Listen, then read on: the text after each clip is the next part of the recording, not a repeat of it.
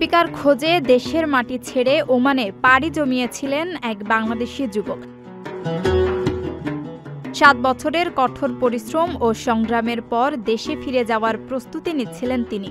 কিন্তু দেশে ফেরার ঠিক আগে ঘটে একটি অপ্রত্যাশিত ঘটনা, যা তার চোখে আনন্দের অশ্রু এনে দেয়। যে মালিকের কাছে তিনি চাকরি করতেন, সেই মালিক হঠাৎ তাকে টাকার মালা পরিয়ে সম্মান জানান। শুধু তাই নয়, দেন দামি উপহার ও আর্থিক সহায়তা, যেন দেশে ফেরার যাত্রা আরও সহজ ও সুখময় হয়। চাকরির বিদায়কে তিনি কখনো ভুলবেন না। মালিকের আচরণে ছিল গভীর মানবিকতা, আন্তরিক ভালোবাসা এবং কর্মীর প্রতি অকৃত্রিম সম্মান।